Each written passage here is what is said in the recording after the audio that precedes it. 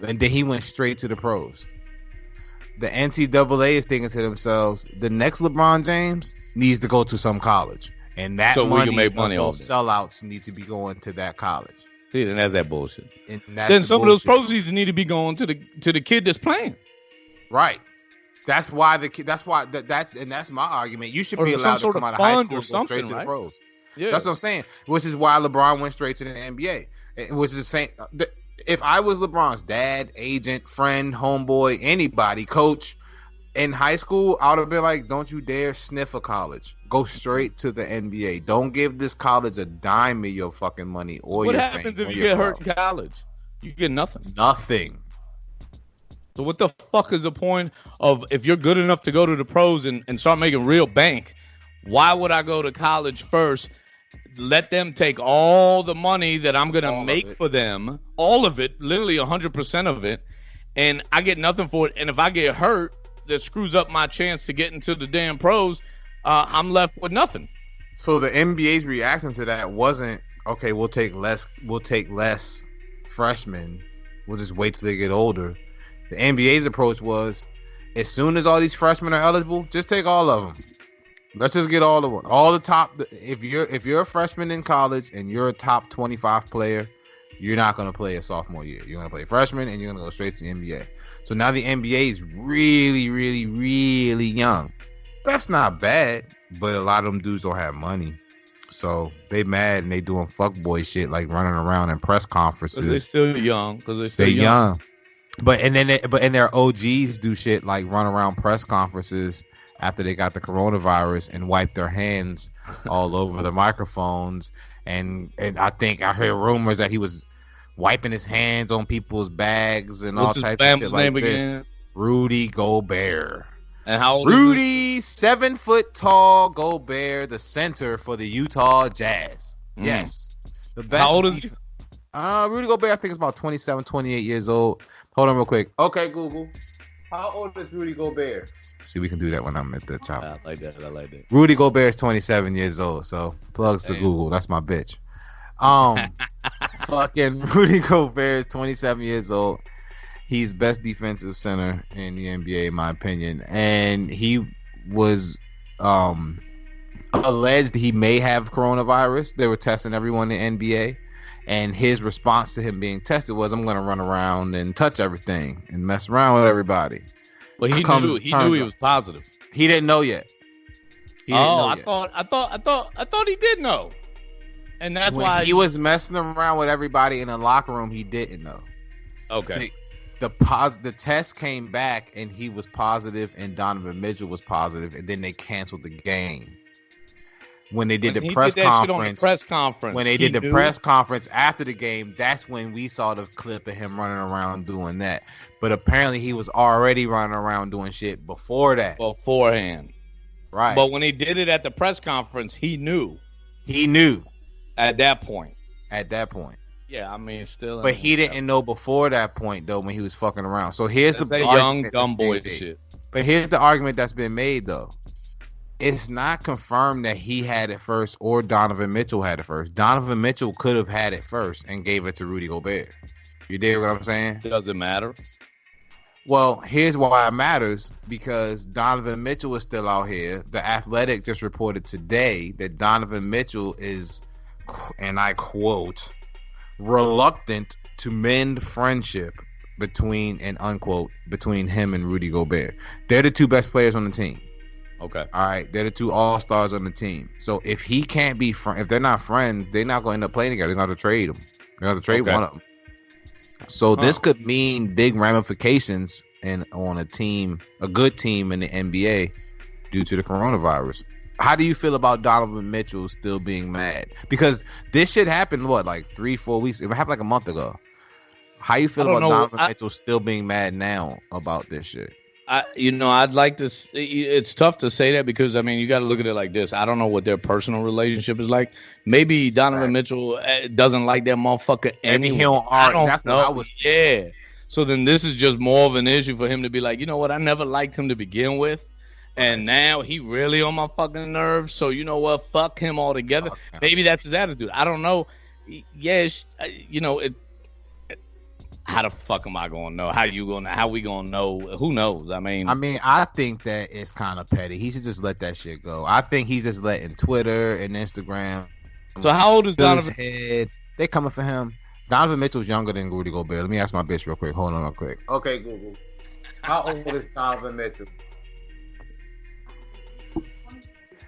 Donovan Mitchell's 23 years old, so he younger than him. Yeah, he definitely young. But Donovan Mitchell, I didn't even know he was that young. Real talk. Donovan Mitchell been in the league for 2 years, 3 years already, and he's one of the better players. Might also just be more responsible. Donovan Mitchell might have a parent or family member that caught that shit. Maybe that's why he's taking it as serious as. I mean, you don't know what he's going through. Know. I didn't like what Gobert did.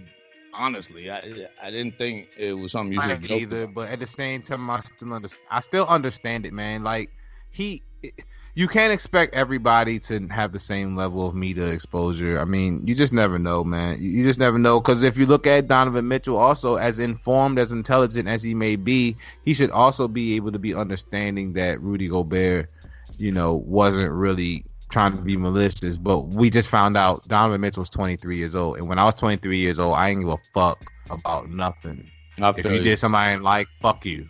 Yeah. Yeah, I get over it. Fuck you, motherfucker. Right. So, that is what it is. Hopefully they resolve that, or if they don't resolve it, hopefully Donovan Mitchell gets traded to a different team because the Utah Jazz are not going to win a championship anytime soon. And we're staying in sports. We're talking young boys in sports and people getting paychecks. You heard about the NBA draft, bruh? Nah, go ahead, tell me. The NFL draft. I said the NBA draft. Yeah. Okay. The NFL draft. And by the way, no, I haven't. It doesn't matter whether the NBA or NFL. Nah, motherfucker. NHL, nah, I don't know. MLB, nah, I don't know. Well, the NFL draft usually happens in April. So, obviously it's not happening like it usually happens this year. They're proceeding forward. And they're gonna have the draft, and they're gonna do like a virtual draft type thing, I did hear about that. What do you think? I don't know, man. Like, it's gonna be boring and shit. Yeah, like the draft is already boring. They already had to spice it up, and like the only point, the first round to me is the only point of watching because all the players you've been hearing about in college football that you may not have been keeping up with, you can see their highlights, see their stats, hear Mike Mayock talk about this and that. Oh, wait, Mike Mayock is the GM for the Raiders now, so there's no Mike Mayock anymore, so why do I even want to watch the draft? There's no Mike Mayock. Who gives a shit? And Lucho Speax is looking at me. For those that can't see the video, Lucho Speax is looking at me like, yeah, just talk, motherfucker, because I don't know who these people are. So this is what I'm gonna say, and no, you're right, you're 100% right, but I'm gonna say this. I think for motherfuckers, since there's nothing else to watch anyway, motherfuckers that like sports are gonna watch this regardless how boring it is, because they just need to see something happening live. So I think they might do all right with it, man. What else they gonna do? And I think a lot of it too is it tells me a lot about how people actually feel about sports. I don't know that sports in and of themselves are what we like. It's the gathering, it's the live, it's the bar being open, it's Twitter being crazy. Because even now on Twitter, everything is old shit. Everything is comparing this to that. Have you been watching these challenges? On YouTube, the Machine Masters challenges. No, bro, this is right down your fucking alley. I don't know why. I can't believe you're not watching these challenges. Yeah, I haven't heard nothing about it. All right, so Machine Masters. Subscribe to everyone that's listening. Subscribe to Machine Masters. Machine is spelled with an S instead of a C. So replace the S in machine. Replace the C in machine with an S, and go to Machine Masters on YouTube and subscribe. They have these battles. And basically, they are artists from the mid to late 90s and early 2000s. Anyone who's had a bunch of hits, they're having them, I think like 20 plus hits. They're having them go versus hit for hit. So they'll go live on Instagram together on a split screen, and then they'll play a hit. Then the other one plays a hit. Then the other one plays a hit. And you learn that some of these songwriters, like I think they had like Sean Garrett versus The Dream, and you learn that, oh damn, I know they wrote this song. Oh, they wrote this Beyonce song. Oh, I know they wrote this and that song. Then I saw T-Pain versus Lil Jon is real good. Okay. Yeah, that's real good. So yeah, they just have all these artists and they just playing their hits back to back, and it just takes you down this little journey of memories, you know, of just hearing music. And then there's a lot of check that out. Check it out. And on the weekends, Lil Jon versus who? Lil Jon versus T-Pain. Real good. Yeah, check that out. And then on the weekends, they're rating all these who's the best college running back. I think Reggie Bush was trending last Saturday. Okay. And it's funny that all these old things are trending because there's nothing current. So that tells me that there's nothing happening. So that tells me there's nobody out. There's no sports. The paparazzi can't do their thing. I mean, they bored as shit. Everybody bored as shit. Police bored, I think. But you'll notice when the season starts back up, if there's an NBA game on, that game's going to be trending on Twitter. If something happens, that's going to be trending on Twitter for that night, for that hour, and then the late night shit. So there's the normal media stream that we're used to is not happening. So everyone's trying to figure out what the fuck to do with their life. I'm just keeping my ears to the crazy shit that's happening in the world, because we're all out here trying to figure out what is going on. Why is this happening? Is someone to blame? Is someone at fault? Are we doing a good job? Are we doing a bad job? Is it going to end? Is it going to continue going? Well, 3 episodes ago, I got a perspective on Twitter from Carrie Hilson. If you don't remember Carrie Hilson, she was the R&B singer. She had a few hits, little skinny, light-skinned joint. She was cute. She came out with a diss track. Her producer, I think Jazzy Faye, I think might have been her producer at the time, convinced her to do a diss track to Beyonce for clout. Well, that was a big fucking mistake, because she did that diss track to Beyonce, and the Beehive tore that bitch to shreds. I don't even know why you would do that against Beyonce. Beyonce is, Beyonce is like motherfucking GOAT. Like, she's a goddess do that in that realm. Yeah, like it was a bad idea. You can't even. Bad idea. Bad idea. So I remember when it happened, the song came out, and immediately, I don't think the song was off for 24 hours. She was going on radio stations apologizing, saying she didn't know this and she didn't know that, copping all kind of pleas.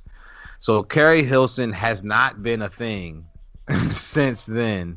And anytime she is a thing, all they do, anytime Carrie Hilson tweets anything, it gets retweeted a whole shit ass ton of times. It trends and everything, and all it is the Beehive trolling her, saying, "How about them live vocals that Beyonce be flexing on you with?" And they send me gifs of Beyonce all over her Twitter.